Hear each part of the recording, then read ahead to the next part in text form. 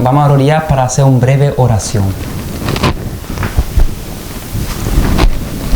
Padre Celestial, en ese momento solemne, quiero presentar yo mismo adelante de tu trono como un ser débil, como un pecador, Señor.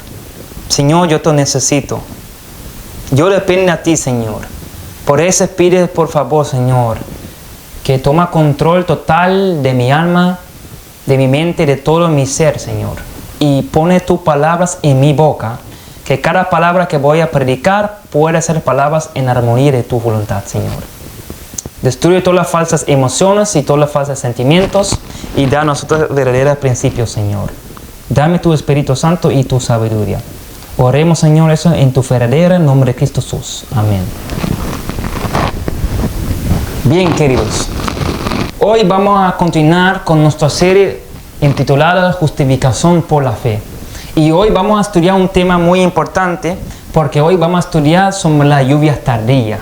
Y pide por favor a cada uno de ustedes que está viendo para tomar un pluma y algo también para escribir y tomar notas. Porque vamos a estudiar la Biblia precepto con precepto, línea con línea, como siempre. Porque ese tema es muy importante. Porque el diablo no quiere que entendamos el tema de la lluvia tardía. También el diablo no quiere que preparamos para recibir la lluvia tardía. Y es mi convicción que Dios ya está preparando a su pueblo para la lluvia tardía. Por eso debemos que entender qué es la lluvia tardía. Entonces, antes que vamos a iniciar, vamos a leer una cita del libro Eventos de los Últimos Días. Eventos de los Últimos Días, capítulo 13. Y vamos a leer en página 156 del libro Eventos de los Últimos Días. Aquí dice la siguiente: mientras los discípulos esperaban el cumplimiento de la promesa, humillarán sus corazones con verdadero arrepentimiento. Confesaron su incredulidad, ¿ok? Y los discípulos oraron con intenso fervor, pidiendo capacidad para encontrarse con los hombres. Y en su trato diario, hablar palabras que pudieran guiar a los pecadores a Cristo. Poniendo aparte toda diferencia, todo deseo de supremacía, y se unieron en estrecho compañerismo cristiano. Segundo párrafo. Oiga bien. El Espíritu fue derramado después que los discípulos hubieran llegado a la unidad perfecta, cuando ya no contendían por el puesto más elevado. O sea, el lenguaje está escribiendo aquí claramente qué son los requisitos, ¿ok?, para recibir la lluvia tardía, ¿ok?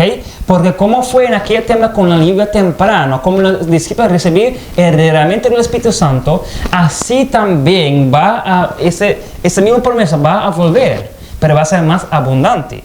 Entonces, oiga bien, el lenguaje dice aquí que ellos cumplían el cumplimiento de la promesa. Ellos humillaron, sus corazones en verdadero arrepentimiento, confesaron su incredulidad, y estaba orando con intenso fervor, pidiendo capacidad para encontrarse con los hombres. ¿Cuántos de nosotros que están llamando para predicar el Evangelio eterno, que está llamando en la obra médico misionero o cualquier línea de misionero, está pidiendo con intenso favor para el derramamiento del Espíritu Santo? Si nosotros no estamos orando eso, queridos, eso significa que ya el yo está tomando control y el diablo está tomando control paso a paso de nuestros corazones. Porque un verdadero cristiano que estudia que estudia la palabra de Dios, esa palabra también va a morir dentro de su corazón. Va a vivir dentro de su corazón. Y como resultado, esa palabra va a despertar, el deseo para orar con un favor intenso para el derramamiento del Espíritu Santo. Pero mira, hay un detalle que yo quiero enfocar. Porque en la segunda parágrafo, Ellen White dice la siguiente, que el Espíritu fue derramado después que de los discípulos hubieran llegado a la unidad perfecta. No fue antes, pero fue después. O sea, un otro requisito para recibir la lluvia tardía, entonces, es que nosotros debemos que llegar a la unidad perfecta. Y queridos, eso es muy triste, porque el diablo sabe eso muy bien, y por eso vemos claramente que el diablo está inventando falsas doctrinas, falsos movimientos que está creando divisiones en las iglesias, que está creando divisiones en los ministerios y también que está creando divisiones en los hogares y en los matrimonios. Porque el diablo entiende muy bien, muy plenamente que los discípulos recibían el derramamiento del Espíritu Santo después que llegaran a la unidad perfecta. Y Cristo quiere también que yo y tú, que nosotros también pueden llegar a esa unidad perfecta. ¿Y qué es esa unidad perfecta? Vamos a estudiar ahora, vamos a iniciar nuestro estudio, vamos a ir a Juan capítulo 17. Porque queridos, este tema es algo muy importante. Porque el diablo tiene el mundo engañado pensando que la lluvia tardía es el derramamiento del Espíritu Santo en el sentido que caemos en el piso y vamos a hacer grandes movimientos y vamos a hacer milagros y hablar varios idiomas. El diablo tiene a las personas engañadas pensando que la lluvia tardía es un espectáculo, es un evento que grande, pero eso no es la lluvia tardía. La lluvia tardía es el derramamiento del Espíritu Santo que da el poder a un mensaje específico. Y ese mensaje es el mensaje de Cristo y su justicia, la justificación por la fe. Anota por favor que el Noel ha dicho que en 1888 allí inició las primeras gotitas de la lluvia tardía. Pero la iglesia rechazó eso. Todavía no recibimos eso plenamente, pero sabemos que Dios ya está preparando su pueblo para recibir la lluvia tardía. Y como el Noel también dicho en el evento de los últimos días, cuando esa lluvia tardía va a caer, muchos que están a su alrededor no va a ver y no va a sentir que está cayendo. Porque no es un espectáculo, no es algo que cayó en el piso, queridos, sino es el derramamiento del Espíritu Santo que da el poder a este mensaje. Es luz, que da a nosotros más entendimiento en la palabra de Dios. Vamos a ir a Juan capítulo 17 y vamos a leer aquí, vamos a iniciar en verso 1. Vamos a leer aquí sobre la oración que Cristo hizo entre Él y su Padre Celestial. Aquí leemos claramente que Cristo está orando por la gloria. Verso 1. Padre, dice Cristo, Padre, la hora ha llegado. Glorifica a tu Hijo para que tu Hijo también glorifica a ti. Como le has dado potestad sobre toda la carne para que dé vida eterna a todos los que le diste. Y esta es la vida eterna, que te conozcan a ti, el único Dios verdadero, y Jesucristo, a quien tú has enviado. Vamos a ir entonces a verso 20.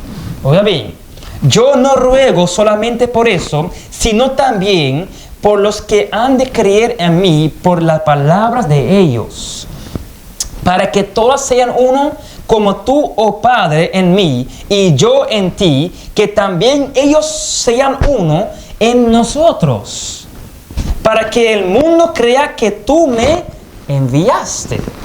Y la gloria que me diste, yo lo he dado, para que sean uno como nosotros somos uno. Yo en ellos y tú en mí, para que sean perfeccionados en uno, y para que el mundo conozca a ti, que tú me enviaste y que los has amado como también a mí has amado. Aquí leemos claramente que Cristo está haciendo esta oración, pidiendo a su Padre para que Él envíe esta gloria, para que Él reciba la gloria de su Padre y para que Él pueda enviar esta gloria de su Padre a nosotros, para que nosotros podamos ser uno como Él está uno con su Padre, para que podamos llegar a esta unidad perfecta. Y sabe, yo quiero que ustedes anoten algo que es muy importante. Queridos, mira, Cristo está haciendo aquí una oración. Yo siempre preguntaba a mí mismo, ¿cómo era Cristo siempre uno con su Padre en mente, en carácter y en personalidad? ¿Cómo Él era uno con su Padre? Y sabe que uno de los secretos está aquí en la misma oración. Pero vamos a ir rápidamente al libro de Marcos. Vamos a ir al libro de Marcos, porque es algo que es muy importante para entender. Marcos capítulo 1. La razón por qué Cristo era siempre uno, encontramos en Marcos capítulo 1, verso 35.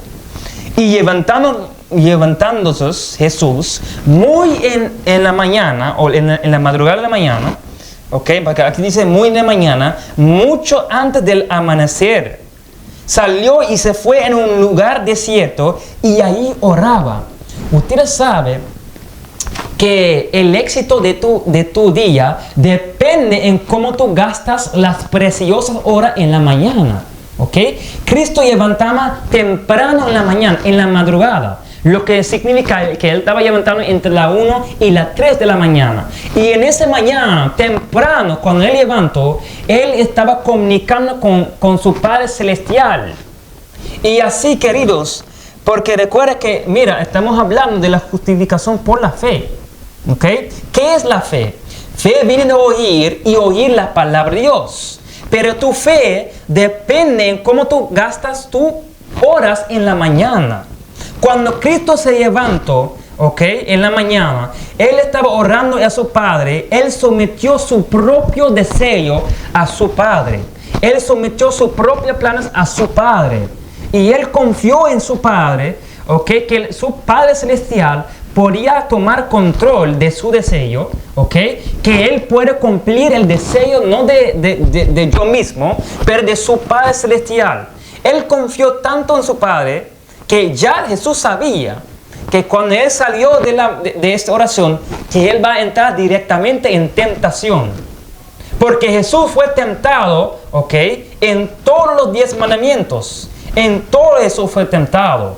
Él sabía eso, pero aunque Él sabía eso, Él tenía una comunicación tan íntima con su Padre, que ya Él confió en su Padre, que su Padre ha suplicado a Él, o suplir a Él, la fe, la fe, el amor y la sabiduría para mantener fiel en estas pruebas. Por eso, queridos, nosotros cuando levantamos, nunca podemos descuidar la oración. Y también otra cosa que es importante, no podemos levantar demasiado tarde en la mañana, porque una vez más, la fe de tu fe depende en cómo tú gastas las horas tempranas en la mañana. Si tú levantas demasiado tarde, así tú no vas a tener la fe. Porque necesitamos la fe para pasar estas pruebas, porque ya estamos viviendo los últimos segundos de la historia de este mundo. No podemos jugar, y el diablo sabe eso también. Por eso, él inventa las cosas que no podemos levantar temprano en la mañana. Y una de las cosas que él inventa es que cuando llega la noche, estamos gastando demasiado tiempo a la celular, o si no, en otros temas que no son importantes, y vamos a ir a nuestra cama demasiado tarde. Como resultado, temprano en la mañana no tenemos tiempo para levantar. Sabe que yo levanto siempre a las 3 de la mañana, temprano. Y yo tengo que decirte que cuando yo levanto a las 3 de la mañana, mi cerebro está en un estadio muy profundo, en el sentido de dormir, porque entre las horas 1 y las 3 de la mañana es donde nuestro cerebro está en estadio que se llama REM, ¿ok? Lo que significa es que un sueño muy profundo. Pero la razón por qué yo levanto a esa hora, porque yo sé que es esa hora donde mi cerebro, donde mi cuerpo está en el punto más débil. Y por eso yo pongo mi alarma a las 3 de la mañana. Yo levanto temprano en la mañana y ora con intenso fervor a Dios. Señor, toma control de mis planes. Esos son mis planes hoy. Porque yo siempre escribo todo lo que voy a hacer en mi agenda. Y cuando yo levanto en la mañana, yo abro mi agenda y yo inicio directamente para hablar, para comunicar con mi Padre Celestial. Y yo ver que, Padre, a esta hora yo tengo planes para sembrar eso. Por favor, toma control. Dame la fuerza para sembrar ese tal de víveres. Dame la sabiduría para saber cómo sembrar. Padre, luego en la tarde yo tengo que salir para visitar a unos hermanos. Por favor, en esa hora toma control. Permíteme que yo pueda salir sin problema y pueda llegar sin problema. Permíteme, Señor, para que yo no vaya a cometer errores. Y así yo gasto mis horas temprano en la mañana. Porque recuerda que dice la palabra que el ladrón viene en la noche. Porque eso también, queridos, eso es algo muy importante. El ladrón viene en la noche cuando nosotros no estamos vigilando. Y entre la 1 y la 3 es esa hora donde nuestro cuerpo está más débil. Donde nosotros deberíamos que levantar, ¿ok? Para orar que Dios pueda dar a nosotros el poder, ¿ok? La fe, ¿ok? Para resistir la tentación del diablo. Para recibir trampo de diablo. ¿Ok? Entonces, con esa en mente, vamos a volver al capítulo Juan 17. Y sabe que quiero también decir que yo soy una persona que escribe todo lo que yo hace en mi agenda. ¿Ok? Entonces, en la noche, cuando yo voy a volver a mi cama, yo siempre voy a reavisar, yo siempre abro mi agenda y me voy a reavisar y reflexionar cómo yo pasaste mi día. ¿Ok? Y ahí voy a ver, en tal hora yo estaba donde fulano. Entonces, cuando yo recuerdo eso, yo decía que, me recuerdo que yo hice un pecado, yo dijiste algo mal. Me recuerdo que mi actitud era mal. Y así yo puedo orar, Señor, me perdona por favor que yo hice esa palabra, que yo dijiste esa palabra, que mi actitud era mal. Dame el poder para no cometer el mismo pecado. Y así, querido, yo puedo decir, esos son detalles pequeños, que es lo que yo estoy diciendo a ustedes. Pero así yo puedo decir, con fe en Jesús, yo voy a vivir un día sin pecar.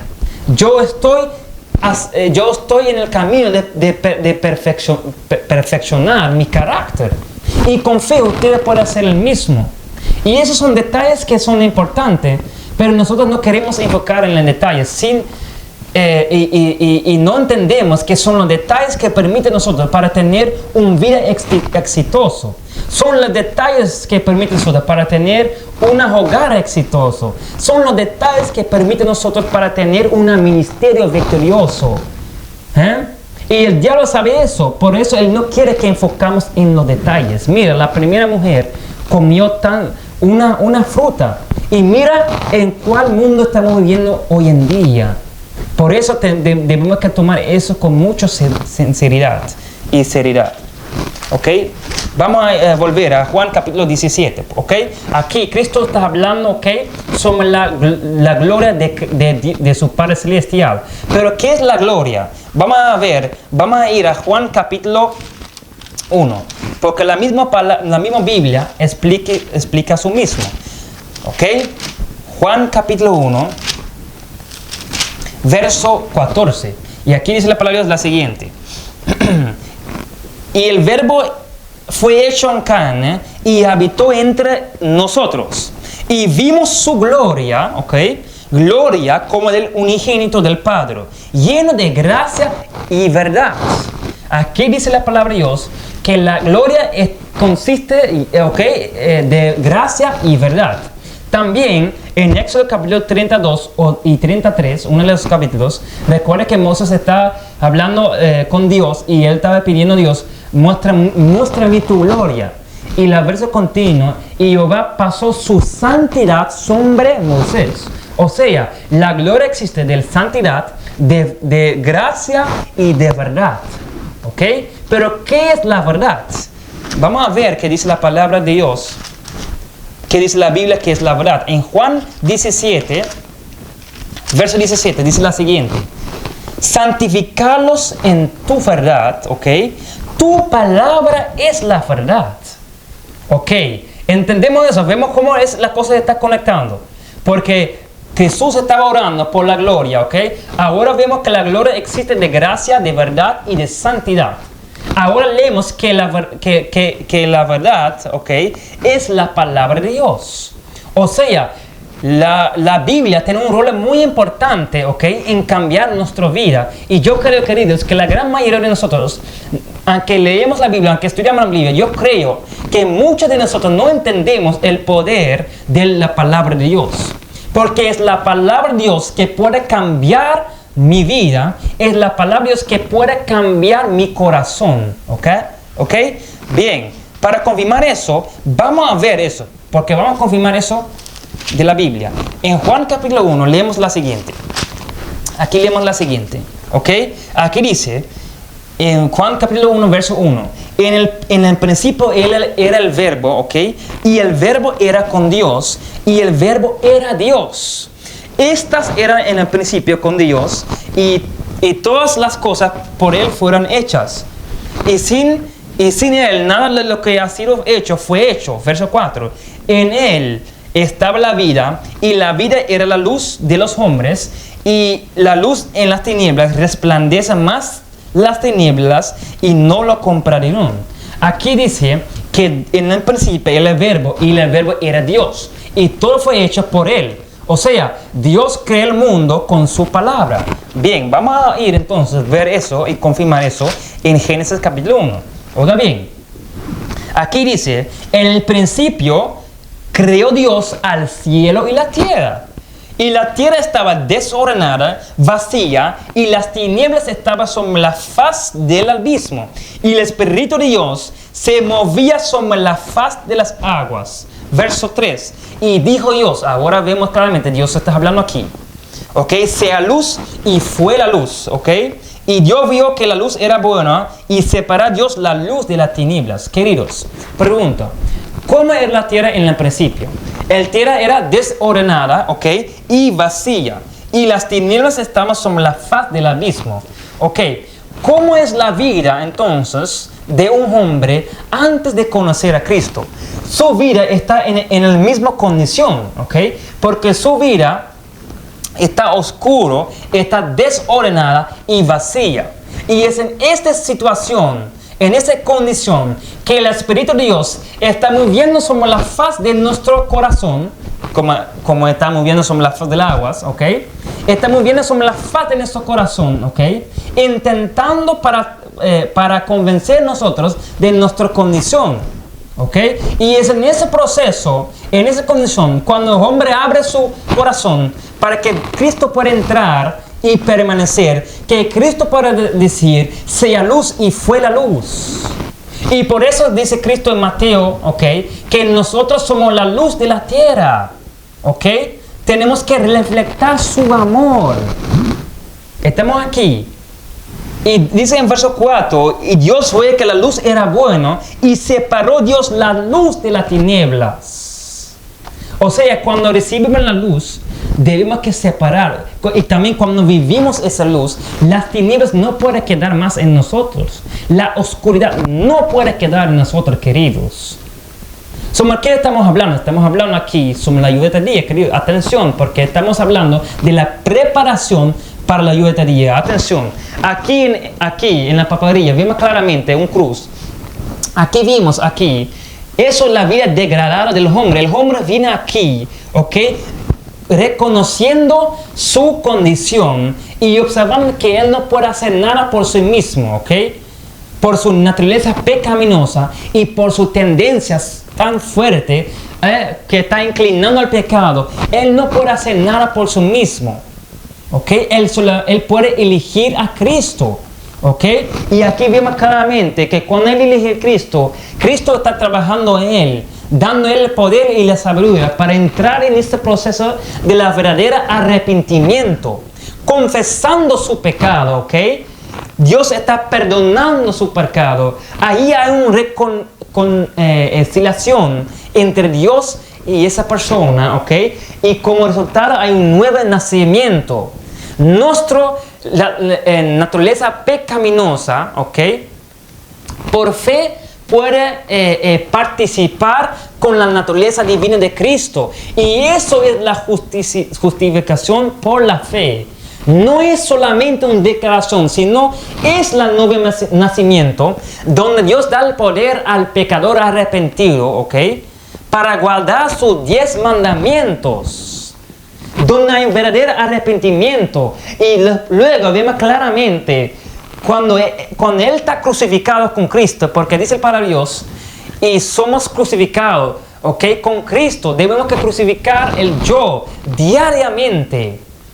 Nosotros tenemos que entender eso, porque la batalla más fuerte hoy en día es la batalla con el yo. Debemos que crucificar al yo, queridos, porque el yo es lo que quiere tomar control de nosotros y quiere también que nosotros nos preparamos para la lluvia tardía. Debemos que crucificar eso, y cuando crucificamos eso, vamos a crecer más cerca a Jesús. Y sabe que en esa línea de crecimiento espiritual, ¿ok? Cuando el hombre está convertido, ¿ok? Después de aceptar a Cristo, ustedes ven aquí, yo poniste varios cruces, y ustedes ven aquí que hay una línea, y se cae en línea, y se crece y se cae. ¿Sabe por qué? Porque dice la palabra de Dios, que el hombre justo, cae 7 veces. Pero el impío cae solamente una vez. ¿Sabe por qué? Porque cuando el impío se cae, él se mantiene en esa misma posición. Él se queda en esa posición. Pero el hombre justo se cae 7 veces. ¿Sabe por qué? Porque cuando él está creciendo, aprendiendo, él comete un error y él se cae aquí. Pero luego, cuando él se cae, él se levanta, caminando y se cae una vez más, comete otro error. Pero aprende de su error y sale de su error, ¿ok? Y camina y se cae una vez más. Y él repite ese proceso 7 veces, varias veces, y se cae una vez más. Y luego se levanta y se camina hasta un día, él se camina sin caer. Y eso debería estar en nuestra meta, queridos. Esta es nuestra meta y nuestra dirección. Un día nosotros vamos a caminar sin caer, ¿ok? Un día lo que significa un día vamos a caminar sin pecar. Yo lo creo con todo mi corazón que la Biblia enseña eso en todo punto, en todo detalle, que podemos tener victoria sobre el pecado y vamos a caminar victorioso, reproduciendo perfectamente la imagen de Dios en nuestra vida. Eso es algo que es muy importante. De hecho, aquí estamos hablando de verdad, que necesitamos fe para hacer eso. Porque si no tenemos fe, no podemos hacer eso. ¿Ok? Pero ¿qué es la fe? Dice la palabra de Dios que fe viene de oír y oír la palabra de Dios. Pero ¿quién son aquellas entonces que va a oír la palabra de Dios? Vamos a ir en Juan capítulo 10. Vamos a leer eso. ¿Quién son aquellos que va a oír la palabra de Dios? Juan capítulo 10, verso 27. Aquí dice, mis ovejas oyen mi voz y yo las conozco y me siguen. Aquí Cristo dice, ¿ok? Que mis ovejas oyen mi voz, ¿ok? Y me conozco y me sigue, ¿ok? ¿Quién son aquellos entonces que están oyendo o quién son aquellos que están en ese grupo? ¿Quién son estas ovejas? Vamos a ir a Apocalipsis capítulo 14 rápidamente porque tenemos que hablar muchas cosas. Apocalipsis capítulo 14, verso 4. Oiga bien, estos son los que no fueron contaminados con mujeres porque son vírgenes. Ponen papel, vírgenes significa que son puros, ¿ok? Estos son los que siguen el Cordero por donde quiera que él va, porque estos fueron redimidos entre los hombres por primicias para Dios y para el Cordero. Verso 5. Y en su boca no fue hallado engaño, porque ellos son sin mácula delante del trono de Dios. ¿Quién son entonces aquellos que oyen la voz? Son aquellos que siguen el Cordero por donde quiere que Él va. ¿Y dónde está el Cordero hoy en día? El Cordero hoy en día está en el lugar santísimo. Sabemos como pueblo de Dios que el pueblo de Dios debería que estar allá desde 1844. El pueblo de Dios debería que estar allá desde 1844. Pasó 179 años que Jesús entró allá y todavía estamos en el atrio, queridos. Y algunos de nosotros estamos ni siquiera en el atrio, estamos afuera del santuario. Eso es algo muy importante porque recuerda que un requisito para recibir la ayudatería es la unidad perfecta. Y el único lugar donde podemos encontrar la unidad perfecta es allá en el lugar santísimo. En unos momentos vamos a ir allá, vamos a ver eso, ¿ok? Pues vamos a ir primeramente en Mateo capítulo 22. Porque si recuerda que está hablando entonces sobre la ayudatería. Uno de los requisitos era la unidad perfecta. Cuando Dios habla de unidad, ¿qué llega a tu mente? Un boda, ¿verdad? Un matrimonio. Usted ha visto que Cristo siempre está relacionado con está hablando del santuario y el juicio o su segunda venida. Él siempre está hablando de un matrimonio. ¿Sabe por qué? Porque allá hay una unidad puro y santo, una unidad perfecta. Vamos a ir a Mateo capítulo 22. Vamos a leer eso. Mateo capítulo 22. Mira bien que la dice el Padre Dios, ¿ok? Aquí Cristo, en verso 1. Y respondió Jesús, les volvió a hablar en parábolas, diciendo: el reino de los cielos es semejante a un rey que hizo bodas a su hijo. Vamos entonces ahí, verso 10.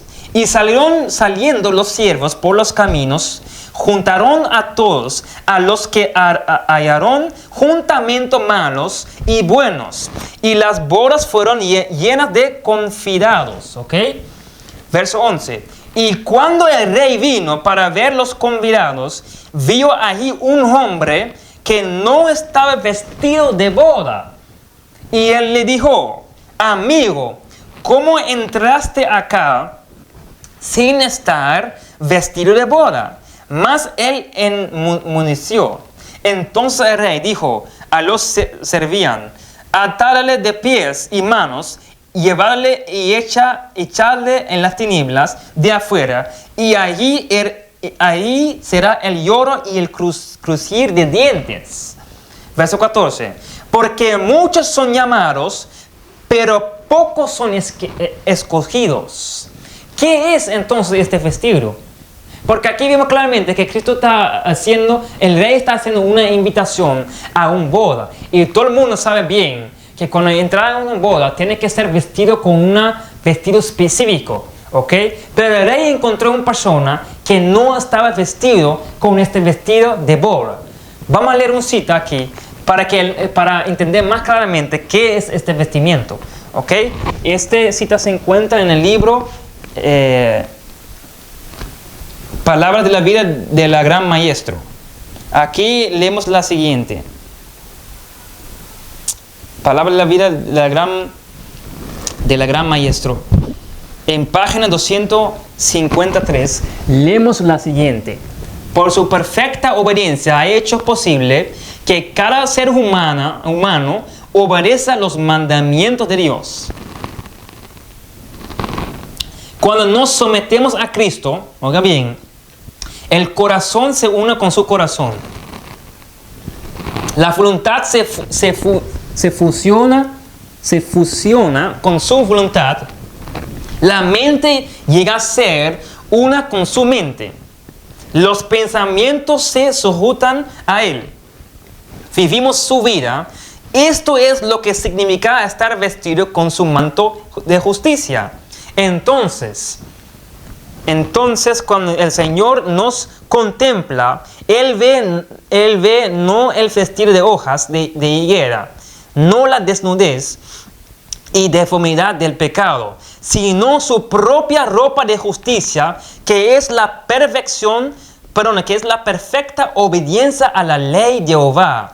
Queridos, aquí dice plenamente que la vestido de la boda, ¿ok?, es literalmente un vestido que es la justicia de Cristo, ¿ok?, que es reproducir la imagen de Dios.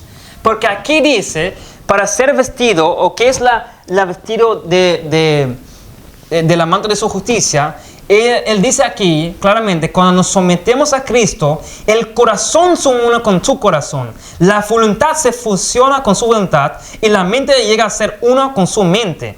Nuestros pensamientos será uno con sus pensamientos. Y eso es lo que significa estar vestido con la vestida de la boda. O sea, literalmente está hablando también de un matrimonio. Porque nuestra mente será uno con la mente de Dios. Nuestro corazón se une con su corazón por fe. Nuestros pensamientos, sometimos nuestros pensamientos a sus pensamientos. Y así, queridos, nosotros podemos estar uno con Cristo. Recuerda que ¿qué era el requisito para recibir la idolatría? Que llegáramos a la unidad perfecta. Eso significa que yo y mis hermanos, yo y mi familia, yo y mis amigos, debemos que llegar, ¿ok?, a la unidad perfecta, lo que significa una en mente y en propósito, ¿ok?, pero en el sentido en Cristo. Nosotros tenemos que estar unidos con Cristo para recibir esta lluvia tardía.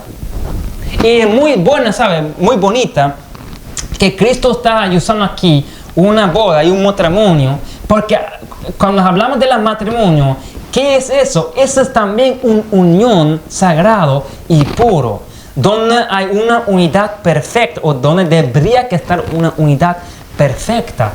¿Sabe qué? Vamos a ir al libro de Segunda Crónicas y vamos a leer algo muy interesante. Voy a mostrar a ustedes una perspectiva del matrimonio que yo creo que usted no ha visto anteriormente.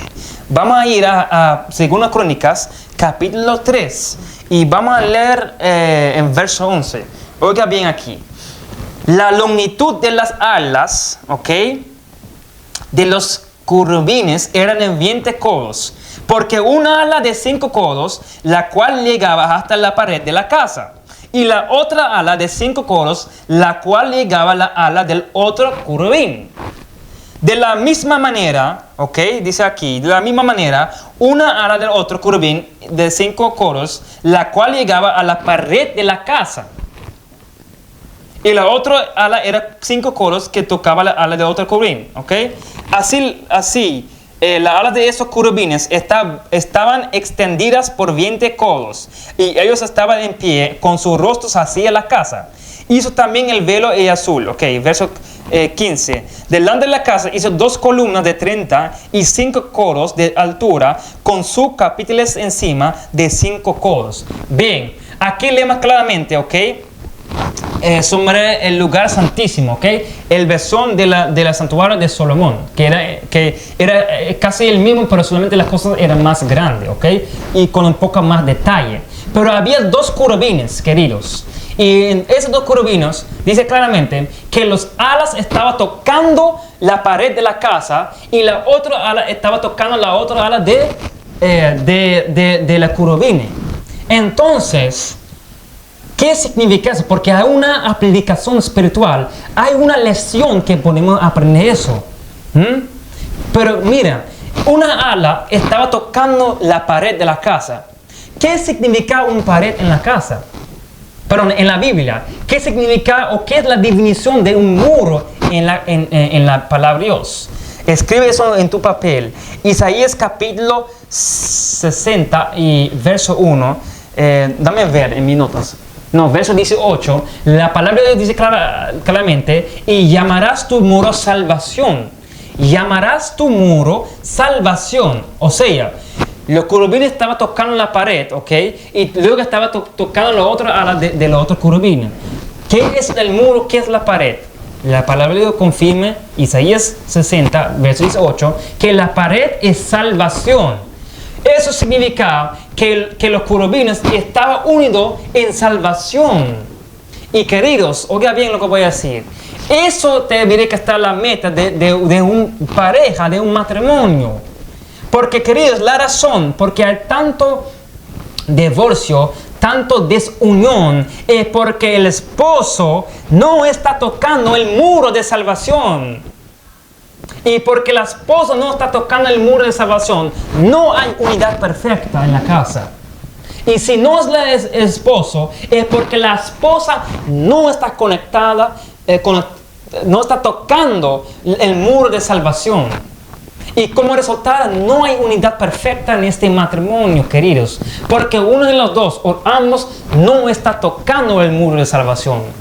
¿Y qué es ese muro de salvación? Es la palabra de Dios. ¿Ok? Es Cristo. Y como ustedes ven claramente, ¿ok? Ellos estaban tocando el muro de salvación, ¿ok? Pero también tocando la otra alga, lo que significa que ellos estaban unidos en salvación. Y así, el esposo y la esposa, cuando ellos estaban tocando, cuando ella va a tocar el muro de salvación, así el esposo y la esposa tienen que estar unidos en salvación por uno al otro y también en ese ministerio. ¿Ok? En traer salvación por otros. Porque cuando tú lees el hogar cristiano, el normal dice claramente, ¿ok? La razón, porque hay varias razones porque hay divorcios y casas rompidos. Pero la razón mayor y principal es por el egoísmo. ¿Ok? Porque el esposo está egoísta. O la esposa está egoísta. Entonces, cuando usted estudia la testimonio para la iglesia, toma 1 hasta toma 9, tú vas a dar cuenta que uno de los secretos para tener un matrimonio exitoso es que ambos de la pareja tienen que trabajar, ¿ok? en el campo de Dios. Tienen que convertir su matrimonio en un ministerio, porque el matrimonio es un ministerio.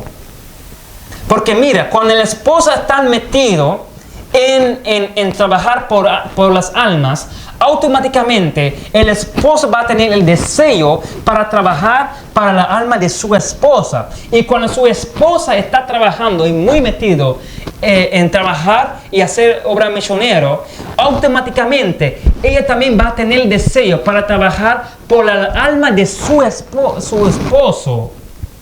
Y ahí se salga el egoísmo, porque cuando los dos están metidos en la obra de Dios, no hay lugar para que el egoísmo pueda permanecer. Y eso es el secreto. Y queridos, oye, yo quiero que ustedes vean esta imagen clara plenamente. Porque es cuando los querubines estaban tocando con su ala el muro de salvación y luego uniendo las alas, ellos estaban unidos en salvación. Y así el esposo y la esposa tienen que estar unidos en la salvación, uno trabajando por el otro. Por eso dice la palabra de Dios, dos son mejor de uno, porque cuando una cae, el otro para recibir esta persona. Y sabe que pensamos que eso solamente está refiriendo al matrimonio, pero no está solamente hablando de matrimonio, sino eso es también el base de toda la vida. Ese es también el sentido de toda la vida. Porque debemos que ayudar una a la otra, debemos que corregir una a la otra, ayudando una a la otra en la salvación. La salvación es personal, pero aunque es personal, no significa que tenemos que descuidar nuestros hermanos, nuestras familias, nuestras esposas o esposos. No podemos descuidar eso. Pero yo quiero que usted entienda eso, por favor, porque la razón, porque hay tanto desunión en las parejas, en la matrimonio, es porque uno de los dos no está tocando el muro de salvación. Y sabe que es glorioso, porque recuerda que iniciamos con Juan capítulo 17, ¿verdad? Cristo está orando por la gloria de su Padre. Entonces, ¿qué será el resultado? Que imagen cuando el esposo toca ese muro y la esposa también toca ese muro de salvación y luego está unido en la salvación por uno a otro y también por otros. ¿Qué será el resultado? Bueno, como ustedes ven en esa imagen, que Cristo puede quedar y permanecer en la mitad. entre estas personas. ¿Quién queda allá? Es Cristo. Pero Cristo no puede permanecer, queridos, si uno de ellos está desconectado.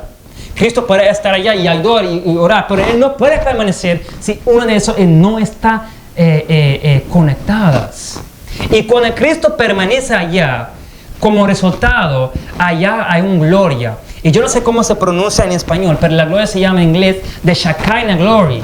Creo que se llama en español, o se pronuncia en español, la gloria de la Shekinah. Okay, cuando Cristo permaneció allá, allí, cuando ustedes ven aquí en el lugar santísimo, hay una gloria, y esa gloria es la gloria de la Shekinah. Y esa gloria es tan brillante, tan poderoso, tan puro. Cuando alguien observa esa gloria, se cambia el rostro de esa persona. Dice la palabra de Dios que a contemplar seamos cambiados. O sea, es posible en el nombre de Jesús que una pareja esté tan cerca de Dios, tan unidos en la verdad y en trabajar por almas, que cuando esa pareja va a salir a la calle, que una otra pareja puede mirar y ver la gloria de la Shekinah entre esta pareja, y esa gloria puede ser tan brillante que solamente a mirar esa persona, su mente puede llegar al mensaje del primer ángel. Dale temor a Dios. ¿Ok? Y dale gloria, porque la hora de su juicio ha venido. O sea, porque queridos, mira, el mensaje de los tres ángeles no es solamente el mensaje que vamos a hablar de palabra, sino también es una experiencia, es un resultado, ¿ok? Es reproducir este mensaje en nuestros testimonios, en nuestros caracteres. Ustedes ven que eso es un asunto muy serio. Bien, para terminar, también vimos claramente que los querubines la cara estaba inclinado a la ley, y también estaba mirando una a la otra. Así, esposa y la esposa tiene que siempre levantar y siempre mirar a la ley de Dios, lo cual son los 10 mandamientos, y mirando una a la otra. Eso es la verdadera, queridos, meta, o eso debería que estar la verdadera meta, ¿ok? Que los dos son unidos en salvación, en la verdad, que así Dios pueda santificar a ellos. Y recuerda, así ellos van a recibir el derramamiento del Espíritu Santo, la lluvia tardía. Porque, queridos, en mi convicción, mira, Dios ya está preparando su pueblo. Ya Él está preparando su pueblo, preparando los hogares. Cristo no quiere que no quiera ningún hogar que no está preparado. Pero el diablo está destruyendo los hogares, los ministerios. Él está rompiendo eso. Porque hay tanto orgullo, hay tanto egoísmo, hay tanto mentira, hay tanto abuso. Pero Dios puede limpiar nuestro corazón, queridos. Y Cristo, mira, Cristo está invitando a nosotros para entrar en esta boda celestial. Recuerda la palabra de los vírgenes. ¿Ok? Cristo entró en el lugar santísimo. ¿Ok? Desde 1848. ¿Ok?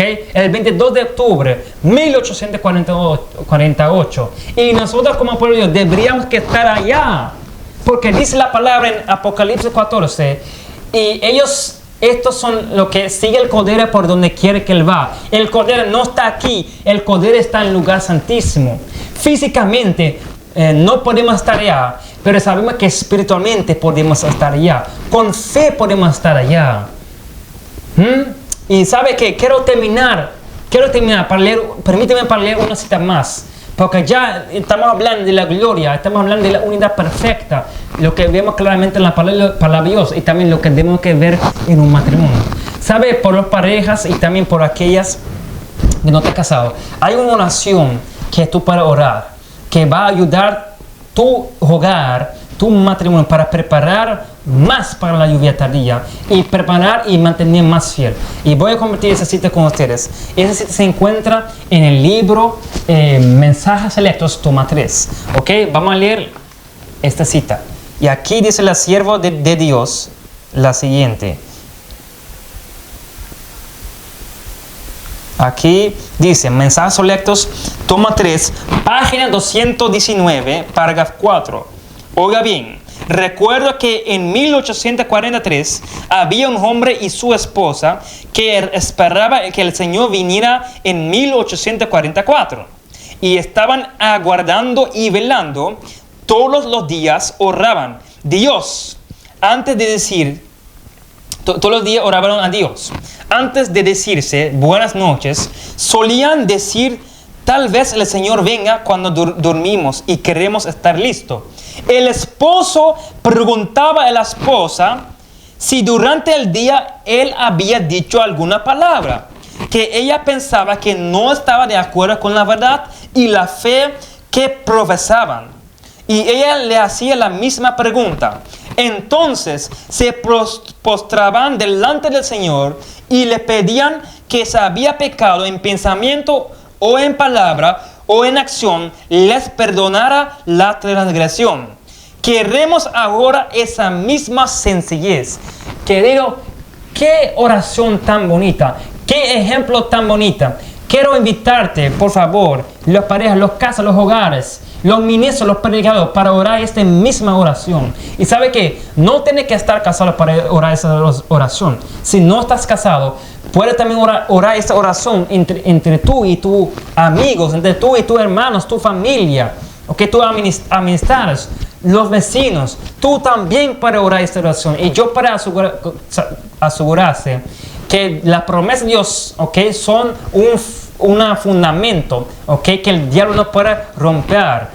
Las oraciones son la llave para abrir, okay, las puertas del cielo. Y esta oración es una oración que puede decir 100% que puede hacer milagros. Así quiero invitarte, por favor, para desde ahora, hazlo esa oración, ora esa oración cada día entre tú y tu hermano, entre tú y tu madre, tu padre, o tu esposo o tu esposa. Y tú vas a ver que pronto el diablo no va a tener poder sobre ti. Y en el nombre de Jesús, tú vas a salir victorioso. Y Dios va a restaurar tu matrimonio.